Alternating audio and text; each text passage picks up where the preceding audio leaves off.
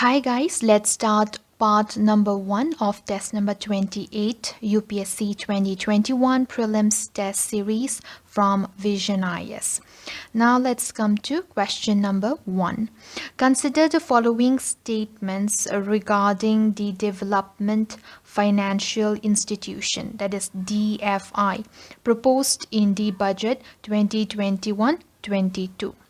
Statement 1. It will provide medium to long-term finance for infrastructure in the country. This is correct. Number 2. Central government's share of expenditure in the National Infrastructure Pipeline, that is NIP, will be completely funded by this institution. This is incorrect. No, it will not be completely funded by DFI, that is the Development Financial Institution. It has no commitment to completely fund the central government's share of expenditure in the National Infrastructure Pipeline. So statement 2 is incorrect. Which of the statements given above is or are correct? The correct answer is option A, that is one only. Now let's come to question number 2. Consider the following statements with reference to startups intellectual property protection, that is SIPP scheme. Statement 1. It enables a startup to seek assistance in filing and disposal of the IP applications from any empaneled facilitator. This is correct. Number 2. Professional charges of the facilitators are entirely borne by the central government. This is correct. The central government will pay the professional charges. Which of the statements given above is or are correct? The correct answer is option C, that is both 1 and 2. Now let's come to question number 3. Union government in the budget 2021-22 has proposed to set up a multi-purpose seaweed park in Tamil Nadu. Which of the following statements are correct regarding seaweed? Number 1. Seaweed can be used as a feedstock for producing biofuel. This is true. It can be used as a feedstock. Number 2. Seaweed is a potential source to produce biofertilizers. This is also correct. Number 3. India is the largest producer of edible seaweed in the world. This is incorrect. It is not India, but it is China. So China is the largest producer of edible seaweeds in the world. Select the correct answer using the code given below. The correct answer is option B, that is 1 and 2 only. Now let's come to next question, that is question number 4. Consider the following statements with reference to fixed term employment, that is FTE. Number 1. Fixed term employment FTE is a contract in which a company hires an employee for a specific period of time. This is correct. Number 2. An FTE worker will be entitled to all statutory benefits like a permanent worker. This is correct. They are entitled to all statutory benefits. Number 3. The Industrial Relations Code 2020 allow converting permanent jobs into fixed term contracts. This is correct. They can convert the permanent jobs into fixed term contracts. Which of the statements given above is or are correct? The correct answer is option C, option number D, that is 1, 2 and 3. Now let's come to question number 5. Which of the following correctly describes the term homemade leverage? Option A. It refers to overnight borrowing a substantial amount of cash for intraday stock trading. This is incorrect. Option B. It refers to the practice of printing currency in order to insulate the economy from black swan events. This is incorrect. Option number C.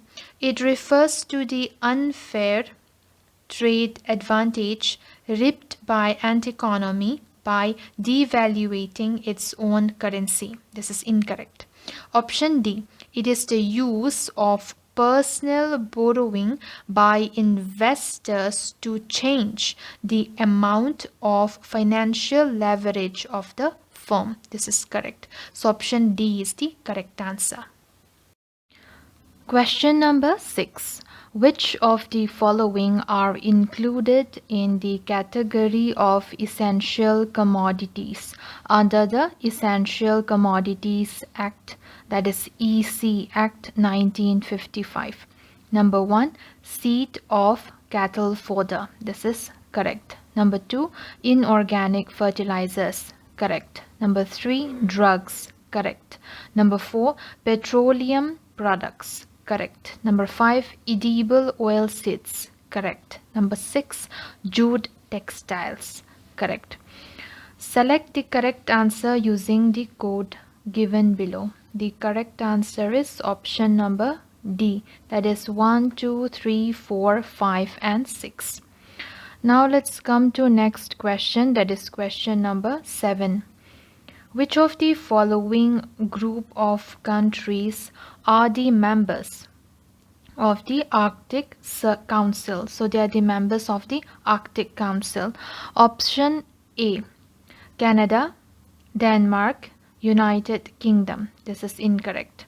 Number C, Norway, Sweden and Ireland. It's a part of United Kingdom. Incorrect. Number D, Canada, Denmark, United Kingdom. This is incorrect. Option number B, Russia, United States and Iceland. This is correct. These three of them, they are members of the Arctic Council. In total, there are 8 members.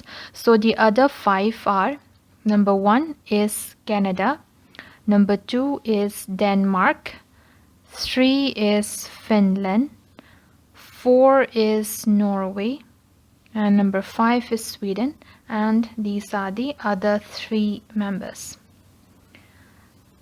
Question number 8. Consider the following statements with respect to International Platform on Sustainable Finance. On International Platform on Sustainable Finance. Statement 1. It is a forum for public authorities working on environmentally sustainable finance issues. This is correct. Number 2. India has recently joined the international platform. This is correct. Which of the statements given above is or are correct? The correct answer is option C, that is both 1 and 2. Now let's come to question number 9. With reference to One Planet Summit. So One Planet Summit, consider the following statements. Statement 1. It is jointly organized by the United Nations Environment Program and the United States of America. This is incorrect. In addition to French government, the organizers are the World Bank and the UN. So the organizers are French government, World Bank and United Nations. So statement 1 is incorrect. Statement 2. It aims to mobilize public and private finance in support of climate action. This is correct. Which of the statements given above is or are correct? The correct answer is option B, that is 2 only. Now let's come to next question, that is question number 10. With reference to the newly announced strategic disinvestment policy in the budget 2021, consider the following statements. Statement 1. Under this policy, disinvestment proceeds will be credited into the National Investment and Infrastructure Fund, that is NIIF. This is incorrect. Disinvestment proceeds will be used to finance various social sectors and developmental programs of the government. So statement 1 is incorrect. Statement 2. Strategic disinvestment in India includes the transfer of management control from the government. So it's going to transfer the management control from the government to the private sector. This is correct. Which of the statements given above is or are correct? The correct answer is option B, that is 2 only. Question number 11. With reference to Consumer Price Index, that is CPI, consider the following statements. Statement 1. Rise in consumer prices does not have any effect on the rural CPI, that is the Consumer Price Index. This is correct. Rise in housing prices, they do not have any effect on the rural CPI. This is correct. Number 2. Labor Bureau computes. So Labor Bureau computes CPI IW with 2012 as the base year. This is incorrect. 2012 is not the base year. So the new series of CPI IW with base year 2016 have replaced the existing series with base year 2001. So it should be 2016, which became the new base year. So statement 2 is incorrect. Statement 3. Increase in the prices of fuel and food increases the CPI core inflation rate. This is incorrect. Let's first try to know what is this CPI core. So when food and energy prices are omitted from the CPI, that is the Consumer Price Index, the remaining basket is commonly referred to as the core CPI. So increase in food and energy prices, they do not increase the CPI core inflation rates. So statement 3 is incorrect. So the fuel and food, it has no relationship with core CPI. So statement 3 is incorrect. Which of the statements given above is or are correct? The correct answer is option A, that is 1 only. Question number 12. Consider the following characteristic features. Number 1. It is an endangered mammal and state animal of Sikkim. Number 2. It is most active at night and spend most of their lives in trees and even sleep aloft. Number 3. It thrives best at upper altitudes, having deciduous and conifer forest with dense understories of bamboo. Which of the following animals has the above characteristics? Option A, sloth bear, incorrect. Option B, hulog gibbon, incorrect. Number D, lion-tailed macaque, incorrect. Option C, red panda, this is correct. The correct answer is option C, that is red panda. Now let's come to next question, that is question number 13. The terms S&P, BSE, Carbonex, MSCI, ESG, India, sometimes seen in the news, refer to option A, stock market indices that indicate performance of coal-based companies, incorrect. Number B, indices that measure the carbon footprint of all the companies listed in stock market, incorrect. Option D, stock market indices that indicate performance of crude oil-based companies. Incorrect. Option C, green indices of stock market. This is correct. So option C is the correct answer. Green indices of stock market. Now let's come to question number 14. Which of the following is or are the indicators of a robust credit flow for enterprises? Now let's first come to the first indicator. Number 1, rise in commercial paper issuances. This is correct. Rise in commercial copper issuances. It is an indicator of a robust credit flow for enterprises. Number 2, easing of corporate bond yields. This is correct. This is also an indicator of a robust credit flow. Number 3, declining rate of corporate loan default. This is incorrect. The declining rate of corporate loan default, though, is a healthy sign for the banking and corporate alike, it does not necessarily indicate a robust credit flow for enterprises. So number 3 is incorrect.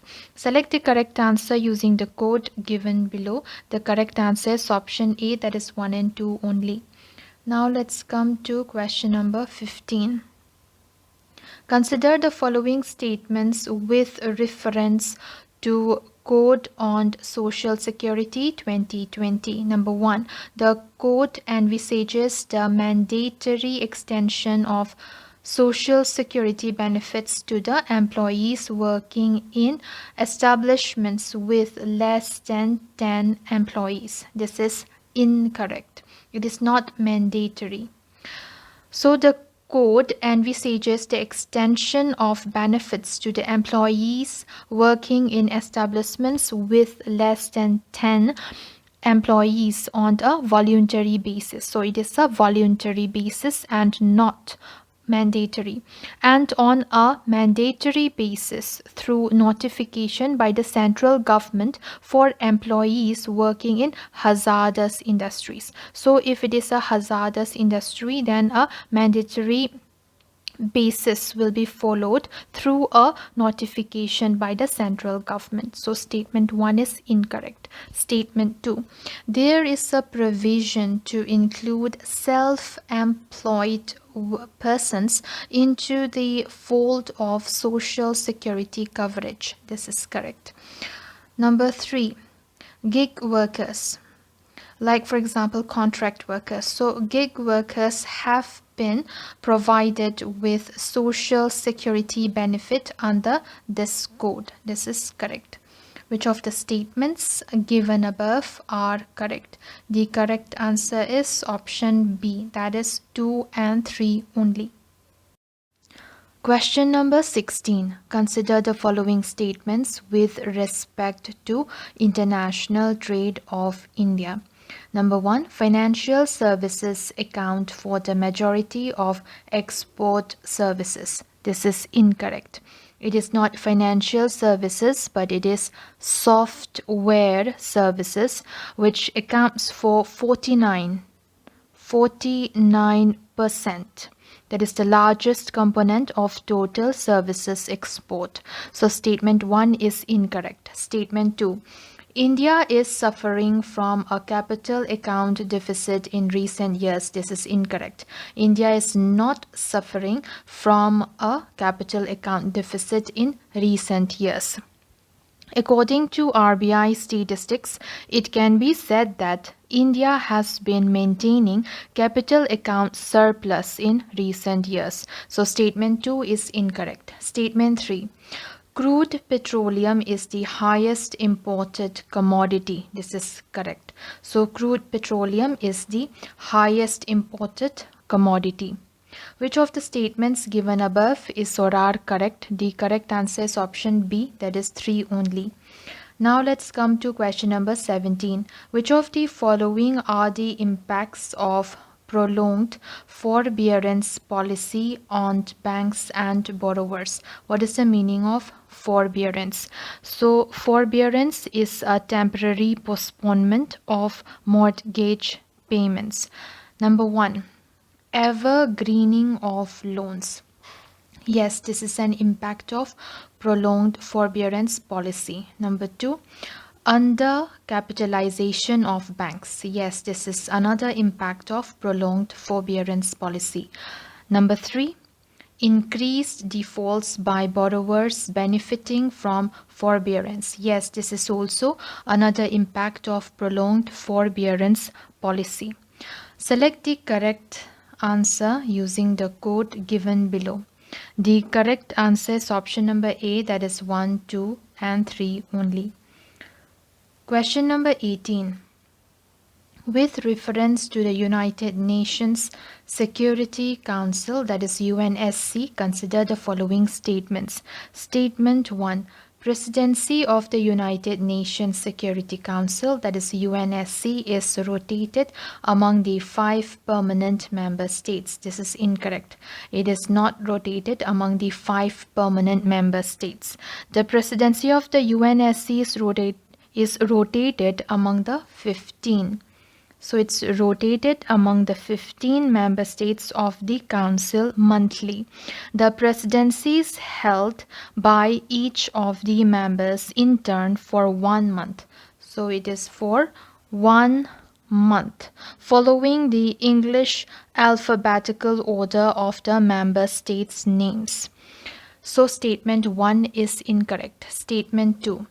Permanent members can only be removed by the unanimous voting of the General Assembly.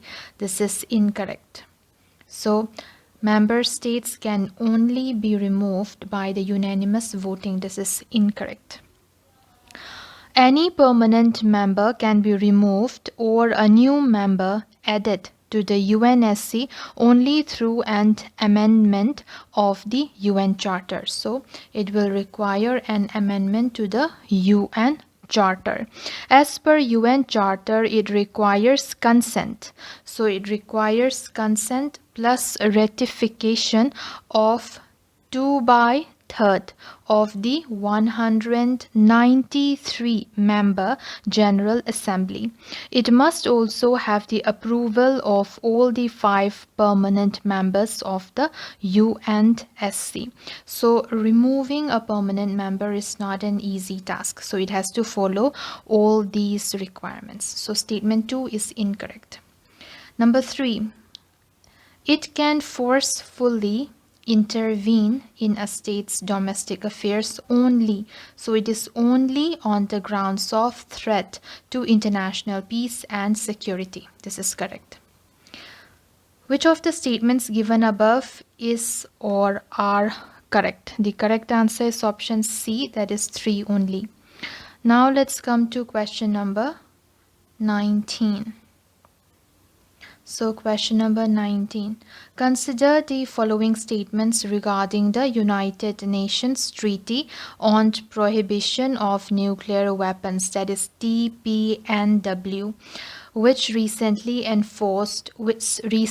entered into force. Statement 1. It prohibits state parties to develop or possess nuclear weapons. This is correct. Number 2. Treaty provisions are legally binding upon the state parties. This is correct. Number 3. India has not signed the treaty. This is also correct. Which of the statements given above is or are correct? The correct answer is option D, that is 1, 2, and 3. Next, question number 20. Which of the following is or are the initiatives taken by the government to enhance the domestic production of steel in India? Number 1. Inclusion of specialty steel under production linked incentive scheme. This is correct. Number 2. Offering steel to MSMEs at export parity price. This is also correct. Number 3. Preference to domestically produced iron and steel in government procurement. This is also correct. Select the correct answer using the code given below. The correct answer is option number D, that is 1, 2 and 3.